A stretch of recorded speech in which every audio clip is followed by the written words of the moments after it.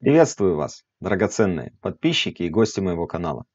Сегодня мы с вами поговорим о признаках последнего времени, о которых сказал Иисус своим ученикам и которые описаны для нас в 24 главе Евангелия от Матфея.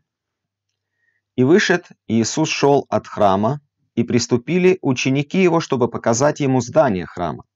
Иисус же сказал им: видите ли все это? Истинно говорю вам, не останется здесь камня на камне, все будет разрушено. Когда же сидел он на горе Илионской, то приступили к нему ученики наедине и спросили: скажи нам, когда это будет? То есть прежде всего то, что интересовало учеников, это когда будет разрушен тот самый храм, здание которого они показывали Иисусу. И какой признак твоего пришествия и кончины века? И также их, конечно, интересовало то, что интересует и нас. Признак, когда будет кончина века, когда же придет Иисус? Иисус сказал им в ответ: берегитесь, чтобы кто не прельстил вас. И это относится и к нам, и нам надо беречься.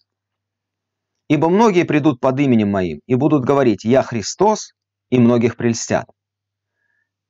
И мы уже знаем из истории, что были реально люди, которые провозглашали себя мессией, и народ Израиля пошел за ними. В частности, это был Бар-Кохба, мы говорим об этом в отдельном видео. Кто не смотрел, посмотрите обязательно. Также услышите о войнах и о военных слухах. Смотрите, не ужасайтесь, ибо надлежит всему тому быть, но это еще не конец. То есть он объясняет, ни само разрушение храма, ни какие-то появления лжемессий, ни войны и военные слухи не являются еще показателем того, что все пришло к своему завершению в этом мире. Ибо восстанет народ на народ, и царство на царство, и будут голод, мор и землетрясения по местам. Все же это начало болезней. Посмотрите, то, что нам, людям на земле, кажется как конец, на самом деле это всего лишь только начало. Тогда будут предавать вас на мучение и убивать вас, и вы будете ненавидимы всеми народами за имя мое. И тогда соблазнятся многие, и друг друга будут предавать, и возненавидят друг друга. И многие лжепророки восстанут, и прельстят многих, и по причине умножения беззакония во многих охладеет любовь, претерпевший же до конца спасется. И проповедано будет это Евангелие Царства по всей вселенной во свидетельство всем народам, и тогда придет конец. То есть мы видим, что Иисус показал им всю историю до самого конца веков, начиная от момента разрушения храма и до наших дней или тех дней, которые будут вскоре. Самый главный признак – это не войны, не стихийные бедствия, хотя именно в это время умножается количество лжехристов, лжепророков и людей, которые говорят: вот оно, все, это уже конец всему, и люди начинают видеть сны всякие, которые говорят, там Иисусом является, говорит: вот сейчас уже прихожу, вот все, скажи всем. Как раз вот это вот то самое время, когда люди начинают во время бедственное видеть, получать всякие такие откровения, сны и о том, что это уже конец. Но Иисус сказал, что это еще не конец, а самый главный признак – то, что будет проповедано Евангелие Царства по всей вселенной во свидетельство всем народам. То есть на тот момент, когда Иисус об этом говорил, это еще было очень мало людей об этом знали. И на сегодняшний день, благодаря интернету и благодаря той работе, которая была проделана верующими до нынешних дней, Евангелие распространилось уже, наверное, до пределов вселенной. Итак, то есть Иисус сказал им всю историю. Основной признак – это то, что Евангелие будет проповедано всем народам по всей вселенной. И потом он возвращается опять к началу, с чего он начал. Итак, когда увидите мерзость запустения, сказанную через пророка Даниила, стоящую на святом месте, читающий да разумеет, мы говорили с вами о том в предыдущем видео, о том, что такое мерзость запустения, о чем говорил пророк Даниил. Кто не смотрел это видео, обязательно посмотрите. Как раз мы это разбираем там очень подробно. И то, что говорится на иврите. Тогда находящиеся в Иудее добегут в горы, и кто на кровле, да не сходит взять что-нибудь из дома своего, и кто на поле, тот да не обращается взять одежды свои, горе же беременным и питающим сосцами в те дни. Молитесь, чтобы не случилось бегство ваше зимою или в субботу, ибо тогда будет великая скорбь, какой не было от начала мира до ныне и не будет. И если бы не сократились те дни, то не спаслась бы никакая плоть, но ради избранных сократятся те дни. Итак, разрушение храма, изгнание еврейского народа из земли Израиля, все, что было сделано римскими войсками, начиная с 70-го года и далее, о чем сказал Иисус своим ученикам, все это произошло, и мы об этом уже с вами подробно говорили в предыдущих видео, обязательно смотрите, кто не смотрел. Тогда, если кто скажет вам, вот здесь Христос или там, не верьте, ибо восстанут лжехристы и лжепророки, и дадут великие знамения и чудеса, чтобы прельстить, если возможно, и избранных. Вот я наперед сказал вам. Итак, если скажут вам, вот он в пустыне, не выходите, вот он в потаенных комнатах, не верьте. И также на протяжении истории мы знаем, начиная от самого времени, когда был еще Иисус на земле, от разрушения храма и далее были лжехристы, лжепророки, и в наши дни существует и еще будет. Иисус сказал, чтобы мы не верили, ибо как молния исходит от востока и видна бывает даже до запада, так будет пришествие Сына Человеческого. То есть Иисус четко говорит, это будет пришествие, как сверкает молния, от востока до запада. Это не будет присутствие, как говорят свидетели Иеговы, там, начиная с 1914 года. Это не будет еще какое-то тайное появление где-то и какой-то один человек, о котором будет один другому рассказывать. Это будет явно для всех. Ибо где труп, там соберутся орлы. Орлы, которые питаются падалью, то есть грифы, падальщики, не орлы, которые ловят живую добычу. Именно там, где труп, они начинают кружиться, и это видно очень издалека. То есть где будет труп, там соберутся орлы. Он приводил это в том же ключе, как вот эту молнию, которую видно издалека. Также и когда в степях, на открытых местностях, где лежит где-то труп, какое-то животное погибшее, то начинают кружиться орлы или грифы. И это видно с огромного расстояния. И когда мы видим это, мы знаем, что там есть какая-то мертвечина. Это признак. Вот эти орлы кружащиеся, это признак того, что там мертвечина. Это сейчас, конечно, пытаются и это тоже толковать, придавать этому какие-то тайные значения, что такое орлы, что такое трупы, вот это вот. Здесь основной посыл – это то, что это видно всем с большого расстояния. Это не надо кому-то сообщать тайные известия. И вдруг, после скорби дней тех, солнце померкнет, и луна не даст света своего, и звезды спадут с неба, и силы небесные поколеблются. Вот что очень важно для нас. Мы склонны, как люди, обращать внимание на то, что происходит на земле. Войны, бедствия, какие-то катаклизмы. И мы придаем им большое значение, как то, что свидетельствует о последнем времени.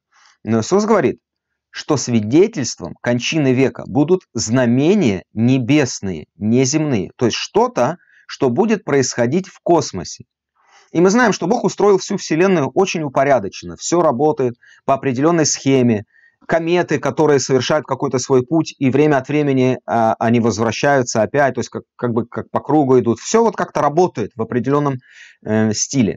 Но исходя из Писаний, мы видим, что этот порядок прямо в конце времен будет нарушен. И это является основным признаком. И мы знаем, что ожидали какой-то метеорит, что он должен прилететь, ударить Землю, и какие-то проводились там специальные мероприятия, чтобы смочь этот метеорит как-то отклонить от своей траектории. К чему это все приведет? Это приведет к тому, что те траектории, которые Богом заложены во Вселенную, может быть, с нами, людьми, будут нарушены. Если раньше эти метеориты, кометы, что-то там, небесные вот эти все воинства, они проходили мимо Земли, потому что Бог так устроил, чтобы Земля была хранима, и это в нас на том уровне, который может нас уничтожить, не попадало. Понятно, что метеориты время от времени какие-то попадают, но это не то, что приводит к уничтожению всего живого на Земле. Живое остается. Но конец времен, конец света будет связан с тем, что поколеблются силы небесные. И в другом месте написано, что люди будут бездыханные от страха того, что надвигается на Вселенную. Итак, признаками являются не события на Земле, это только начало болезней, а события, которые происходят в небе. После скорби дней тех солнце померкнет, луна не даст света своего, и звезды спадут с неба, и силы небесные поколеблются. Тогда явится знамение Сына Человеческого на небе, И тогда восплачут все племена земные и увидят Сына Человеческого, грядущего на облаках небесных, силою и славою великую. Вот о чем идет речь. То есть признаки последнего времени связаны со знамениями небесными, не земными. Это важно отметить. «И пошлет ангелов своих с трубою громогласную, и соберут избранных его от 4 ветров, от края небес до края их. От смоковницы возьмите подобие. Когда ветви ее становятся уже мягкие и пускают листья, то уже знаете, что близко лето. Так, когда вы увидите все это, знайте, что близко при дверях». Что все это? Именно знамения небесные. Знамение Сына Человеческого, я не знаю, что это будет, вот, но это будет что-то сверхъестественное, связанное именно с небесными проявлениями, которое будет видно всем. И он говорит, что вот тогда это действительно рядом. То есть ни войны, ни стихийные бедствия земные не являются показателем того, что вот оно уже вот при дверях. Истинно говорю вам, не пройдет род сей, как все это будет. Тот род, который тогда еще был жив, когда Иисус говорил об этом, он должен был увидеть начало этих событий. То есть с чего это все началось? С разрушения Иерусалимского храма в 70-м году нашей эры. Он сказал: «Земля и небо пройдут, но слова мои не пройдут». Род этот не придет, как все это будет. О дне же том и часе никто не знает, ни ангелы небесные, а только Отец мой один.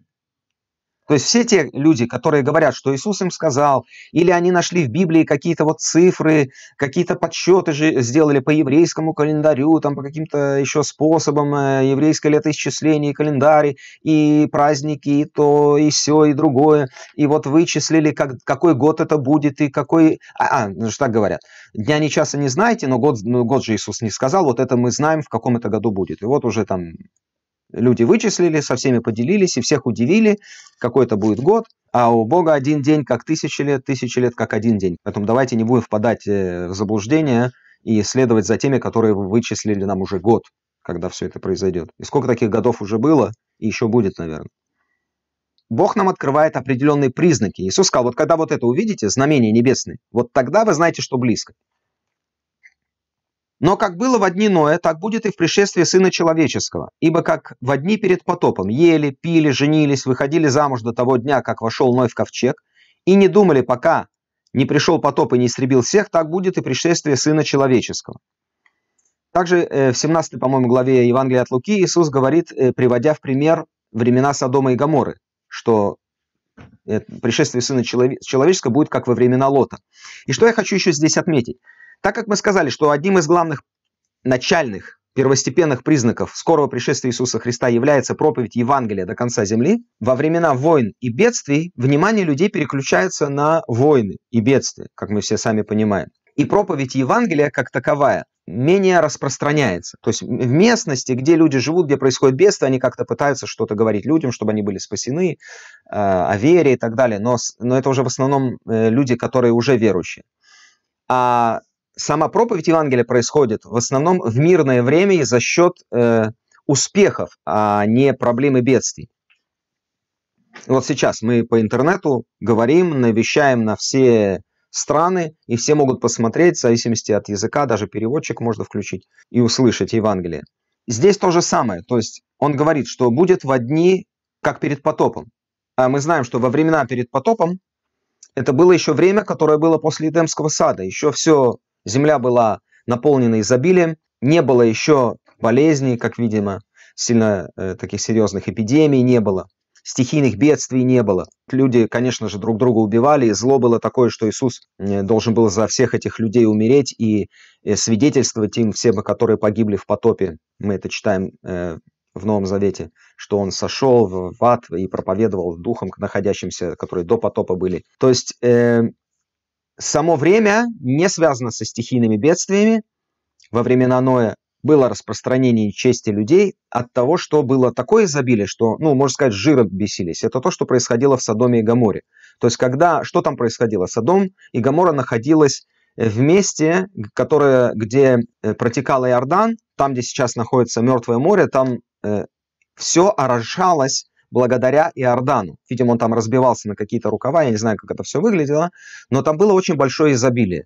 Не зря, когда Лот посмотрел, и Авраам сказал ему: выбери, где тебе обитать с твоими стадами, потому что мы вместе не помещаемся, он посмотрел и увидел, что вот эта округа вся Иорданская, возле Содома и Гоморры, она была как сад Эдемский.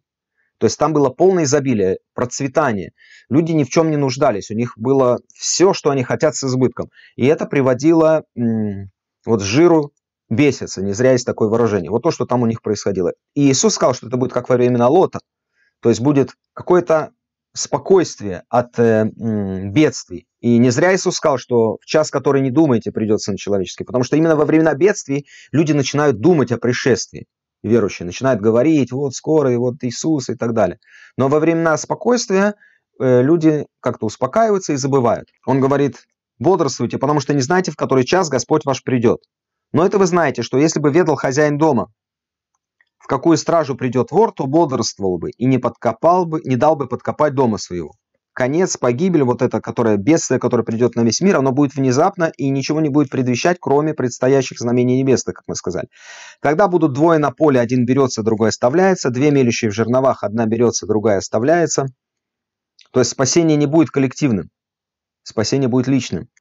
Ибо в который час не думаете, придет Сын Человеческий. Чтобы мы были готовы, как будто Сын Человеческий должен прийти сейчас, сегодня. Вот это самое важное послание, которое передал Иисус ученикам, а ученики передали это нам. Не знамения даже небесные, не бедствия, не скорби, которые проходят на земле, а то, что мы не знаем этого часа, и мы должны жить так, как будто это произойдет сегодня. Драгоценные, я надеюсь, мы с вами более-менее разобрались в 24 главе Евангелия от Матфея. Кто еще не успел подписаться на мой канал, пожалуйста, подписывайтесь. Пишите в комментариях, что вы думаете по этому поводу, какие версии вам знакомы о последнем времени, о признаках пришествия. Будет интересно познакомиться с этим. Не забудьте поставить лайк. И всем спасибо. Увидимся в следующих видео.